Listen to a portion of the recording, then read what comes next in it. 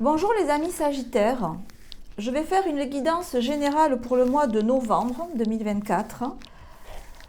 Donc c'est une guidance générale, vous le savez, vous ne prenez que ce qui résonne avec votre situation actuelle. Donc je m'adresse ici au soleil en Sagittaire, aux lunes en Sagittaire ou aux ascendants en Sagittaire. On va examiner avec le tarot et différents oracles quelles vont être vos énergies pour ce mois de novembre, donc votre état d'esprit, votre posture, la situation extérieure, comment vous avec l'extérieur ça s'articule et quelle est l'évolution de cette situation, qui n'est pas forcément problématique, hein, c'est la situation qui vous occupe actuellement. Comment ça va évoluer? Vous apparaissez ici avec la maison Dieu inversée en face de vous, le pendu. Ok, on est sur pas un temps mort, mais j'ai l'impression un temps d'observation où tout le monde se regarde en chien de faïence. C'est ça, je cherchais l'expression, chien de faïence. En face de vous, on a un pendu qui ne bouge pas, mais qui vous regarde sans bouger. Ce qui est confirmé par la papesse, qui elle regarde le pendu.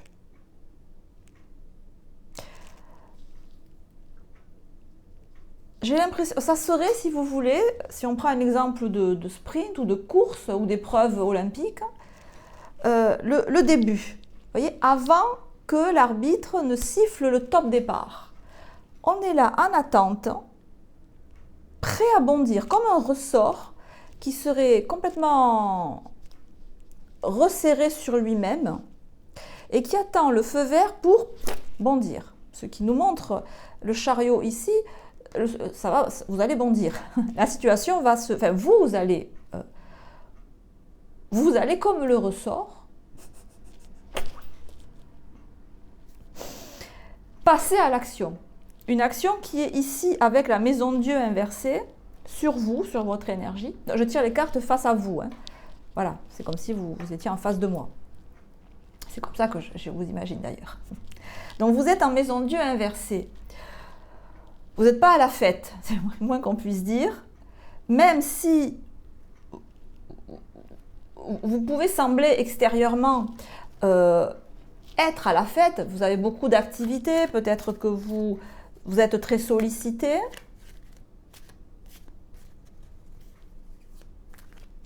C'est comme si vous étiez en représentation, en fait. Mais, alors on va éclaircir, mais j'ai l'impression que c'est une façade, en fait, et que vous êtes en représentation, vous faites style « tout va bien, j'assume, j'assure, je m'éclate, tout me correspond », mais qu'au fond de vous, la maison de Dieu inversée montre que vous n'êtes pas à l'aise du tout. Alors, pour clarifier, on a la carte de la créativité.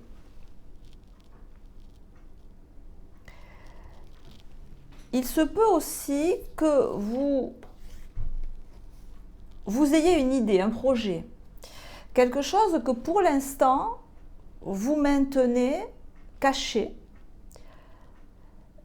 C'est comme si vous étiez très... vous cachez quelque chose. Voilà, vous cachez quelque chose, peut-être sous une apparence de rigueur, une apparence de « ouais, je le fais, mais je me force ». Bref, l'apparence n'est pas... L'apparence que vous donnez n'est pas ce que véritablement vous ressentez au plus profond de vous. Peut-être que vous cachez votre joie. Peut-être que vous cachez, alors soit un projet, soit votre joie, soit votre volonté de passer à autre chose. Vous vous conformez à ce qu'on attend de vous, tout en ayant en tête autre chose que vous allez faire en novembre. Donc il y a cette idée de je ne me montre pas tel que je suis. Je ne montre pas ce que j'ai préparé. Parce qu'on voit qu'avec la papesse, vous mûrissez votre idée. C'est pas une idée qui vous est arrivée comme ça hier. Il y a une idée que vous mûrissez, un projet bien calculé, mais que vous gardez au frais. Vous voyez, la papesse, elle est toute blanche. Elle n'est pas couleur chair, la papesse. Vous voyez, les autres cartes, les personnages sont couleur chair.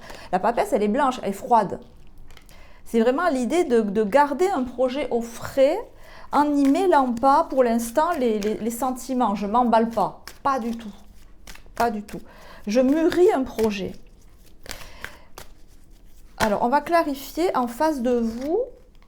Avec le pendu, on a le guide. Ça, c'est intéressant. Très intéressant. J'ai vraiment l'idée que vous vous regardez en chien de faïence avec la personne ou les personnes que vous avez en face, que chacun dans son coin a plein d'idées, mais on ne le montre pas, on ne le dit pas, on se tait. Parce qu'en face de vous, ce pendu à l'endroit est assorti de la carte du guide, qui est aussi le numéro 3. Comme vous, avec la créatrice, on est aussi sur du 3. Donc, on est sur un grand mouvement. Le 3, c'est le triangle. C'est 2, la papesse, j'ai réfléchi, plus 1, le battleur, le magicien. Je joins l'action spontanée, l'action enthousiaste à la réflexion qui a précédé. Mais personne ne pipe mot. Et en face de vous, on a quelqu'un qui ne bouge pas, mais qui n'en pense pas moins, et qui, dans sa tête ou à l'intérieur, est en train de voler, c'est-à-dire, mais pas voler au-dessus des réalités, mais quelqu'un qui est extrêmement entreprenant, proactif, voilà, quelqu'un qui est proactif, mais extérieurement, ça ne se voit pas. Donc, ça peut être peut-être encore des concepts, des idées. Peut-être que vous avez... alors, si on est dans le cadre d'un contrat de travail ou d'une association de travail, vous avez commencé à avoir des touches avec d'autres employeurs, par exemple. Et que l'un comme l'autre, votre nouvel associé, votre nouvel employeur, l'un comme l'autre, vous avez plein d'idées qui vous inspirent mutuellement. Et je pense que c'est même plus votre futur associé ou la personne sur qui vous avez des vues qui vous inspire cet élan de création. Parce que le guide est en avant, le guide est devant, bien devant. Et l'impératrice, la créatrice, elle est très active, mais elle n'est pas la source d'inspiration que peut être ce guide. Donc vous êtes très inspiré par cette personne, par ce partenariat, cette idée. Mais pour l'instant, papesse, hop, oui. Mais pour l'instant, personne n'ébruite l'affaire. Voilà, personne n'ébruite l'affaire, ni vous ni en face, n'ébruitez la collaboration qu'il y a d'ores et déjà entre vous. Mais que vous ne le montrez pas. C'est étrange comme tirage, c'est étrange. Il y a cette idée de secret, alors soit carrément un secret, soit l'idée de on n'en parle pas. On ne dit pas qu'on est associé, on ne dit pas qu'on a un projet commun, on ne dit pas que... mais on le sait, mais on est d'accord, voyez ? Mais on est... Comment elle s'appelle cette carte ? La participation. Mais on est d'accord sur le fait de ne rien dire, mais on est d'accord sur le fait que on a des idées communes qui nous motivent mutuellement, même si l'impulsion elle vient plus de la personne qui est en face de vous. Mais vous êtes tout à fait prêt à rebondir sur ces impulsions et à les faire fructifier parce que ce guide, quel qu'il soit, avec qui vous avez une espèce de contrat secret, de contrat. Contrat, c'est beaucoup dire, mais d'entraide. Ce guide vous inspire pour beaucoup de créativité. Et comme la maison Dieu, c'est le corps physique, ça vous insuffle une énergie, y compris physique, y compris... peut-être que vous étiez en perte d'énergie, en perte de motivation, un peu fatigué, peut-être malade, hein, tout bêtement, hein, peut-être vous avez attrapé un virus, bref. C'était en tout cas pas joyeux, pas joyeuse. Il manquait cet élan, oui, il vous manque encore cet élan, mais avec cette chose étrange, là, cette entraide silencieuse mais néanmoins existante, ça vous redonne l'énergie de la créatrice.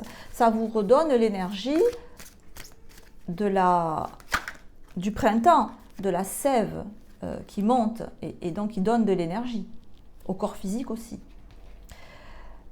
Et donc la situation évolue sur un chariot clarifié par la carte de l'épuisement. Donc on peut avoir effectivement cette idée qu'actuellement vous êtes fatigué, en perte d'énergie, peut-être, je disais au début, beaucoup sollicité. Parce que si ça ne tenait qu'à vous, je pense que vous prendriez un temps de repos pour vous recharger en fait, pour faire ce que vous aimez et pour vous recharger parce que vous êtes fatigué. Voilà, il y a une idée de j'ai besoin de me retrouver, de refaire des activités qui me correspondent et qui me permettent de me retrouver et de retrouver de l'énergie.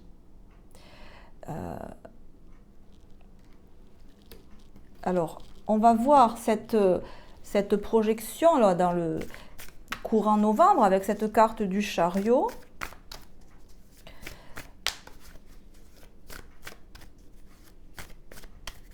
Donc cette relation qui pour l'instant est passée sous silence, mais qui est quand même productive et qui vous aide grandement, puisque on sent cette idée de... Voilà quoi, on sent cette idée de... C'est pas que vous avez besoin de rien faire, hein, pas du tout. Mais c'est que vous avez besoin d'avoir le temps de faire des activités qui sont créatrices pour vous, c'est-à-dire qui recréent en vous l'énergie d'une maison Dieu à l'endroit, l'énergie de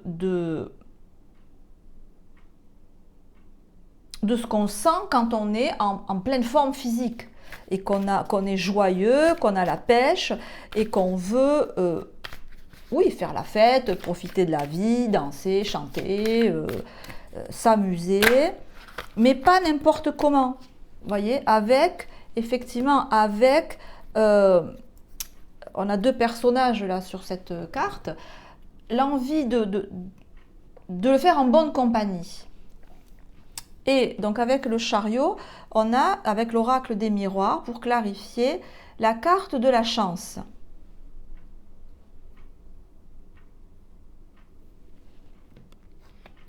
Ça nous dit que votre situation, dans ce courant de novembre,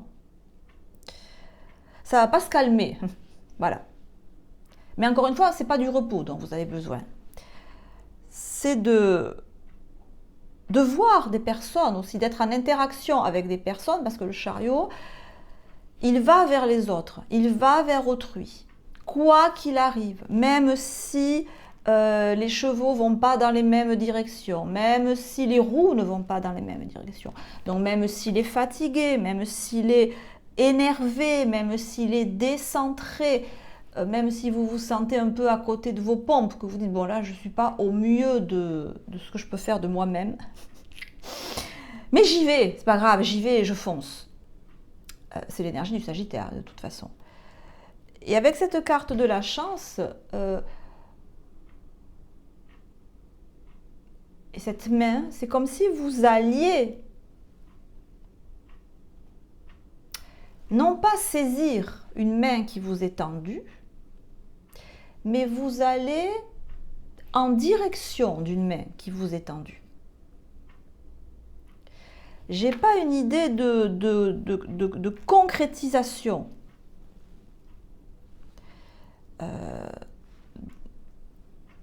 Je pense qu'en ce mois de novembre, ça reste encore dans le non-dit, dans le non-ébruité, peut-être dans le caché. Mais il y a quand même un mouvement concret et très tangible avec le chariot où vous allez vous déplacer peut-être physiquement, ou vous faites passer vos idées, votre message, de manière claire, de manière non équivoque, vers, encore une fois, une main qui vous est tendue, alors soit par la personne, les personnes dont je parlais tout à l'heure, soit par une opportunité qui arrive à vous. Mais je n'ai pas l'impression que l'opportunité arrive à vous, je pense que c'est vous qui allez vers l'opportunité là. Que l'opportunité, elle existe déjà, que vous savez que c'est une chance, et à ne pas laisser passer. C'est comme si vous aviez eu de multiples signes, comme quoi c'était oui, une opportunité à ne pas laisser passer, et que là, vous n'allez pas la laisser passer. Le conseil qui vous est donné, pour aller au mieux de la réalisation de vos intérêts, c'est le 10 d'épée. C'est de vous décider. Tout simplement. Le 10 d'épée, une fin qui apporte un soulagement, de la tristesse, ou les deux, l'occasion d'un nouveau bonheur, un poids en moins sur les épaules. C'est de passer à l'action, de quitter ce 10 d'épée, donc de quitter une prise de tête où, à force de suranalyser, on ne fait pas, on ne passe pas à l'action. L'individu, là, il est dans la maison, il n'est pas sorti, il n'est pas passé à l'action. Il n'a pas franchi le cap de laisser derrière lui ces multiples épées, ces multiples idées qu'il a tournées en long, en large dans sa tête.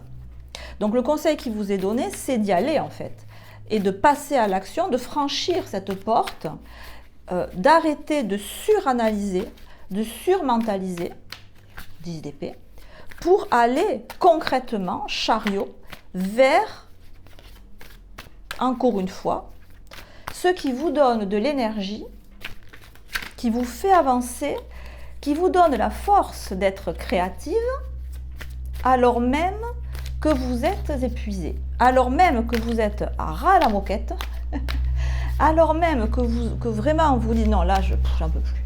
Là, je m'écroule sur le canapé et j'attends que mon corps me dise allez, vas-y, redémarre.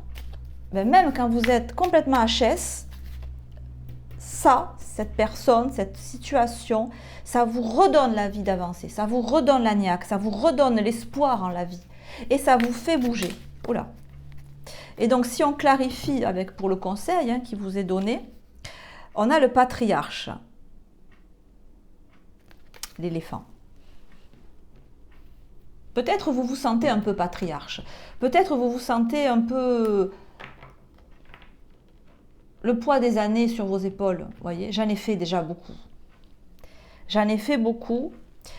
Mais c'est comme si le poids des années, le poids du travail accompli, le poids des responsabilités, le poids des expériences vécues qui ne sont pas toutes super positives, qui vous pèsent, qui vous épuisent, et qui est la vie.